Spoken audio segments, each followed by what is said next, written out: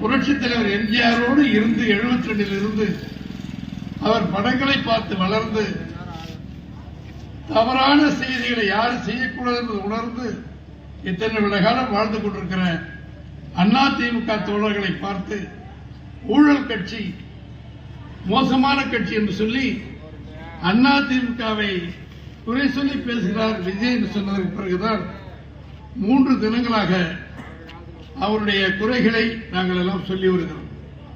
ஊழல் என்று எங்களை பார்த்து சொல்லுகிற திரு விஜய் அவர்களே, நீங்கள் வாங்குகிற சம்பளம் எவ்வளவு? உண்மையிலே ஒரிஜினலாக ஒயிட்டில் வாங்குவது எவ்வளவு? பிளாக்கில் வாங்குவது எவ்வளவு? அதற்கு நீங்கள் கட்டிய வரி எவ்வளவு? மீதி பணமெல்லாம் எங்கே வைத்திருக்கிறீர்கள் என்று கேள்வி கேட்க அங்கங்கே ஒரு உமலை உள்ளவர்கள் பேசத்தவர்கள் கேட்டுக்கிறோம். நானும் கூட கேட்கிறேன். ஆனால் இன்றைக்கு ஒரு படத்திலே வருமானத்தை குறைத்தார் என்று சொல்லி 1.5 கோடி ரூபாய் அவருக்கு அபராதத்தை வருமான வரித்துறை அந்த துறை சம்பந்தப்பட்டவர்கள் போட்டிருக்காங்க. அது கேஸ் நடந்துகிட்டு இருக்கு. அது இல்லை, நான் கொடுக்க முடியாது சொல்றது வழக்கு, கொடுத்தாங்கிறதுக்கு வழக்கு அது நடக்குது. ஆக இவர் சரி மறைத்திருக்கிறார் என்று ஒரு வழக்கு இருக்கிறது. தம்பி பரமசிவம் 200 ரூபாய் டிக்கெட் தியேட்டரில் விதிக்கப்பட்டிருக்கிறது.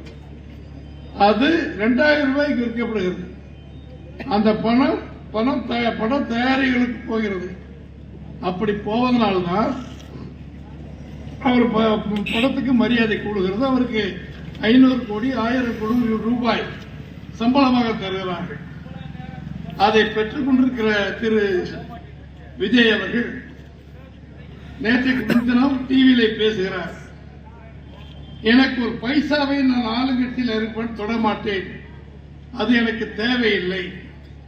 ஏன்னா ஏற்கனவே டிக்கெட் வித்து அதிகமாக கொள்ளையடித்து அந்த பணம் இருக்கிறது. அரசாங்கத்தில் ஒரு பணம் அல்லது வேற வழியில் வர்றது எனக்கு தேவையில்லை என்கிறார். இது நான் வெளியே சொல்ல வேண்டிய அவசியமே இல்லை. எதுக்கு சொல்றீங்க? உங்களை யார் அதை எடுக்கிறீங்கன்னு சொன்னாங்க? யாருமே சொல்லல.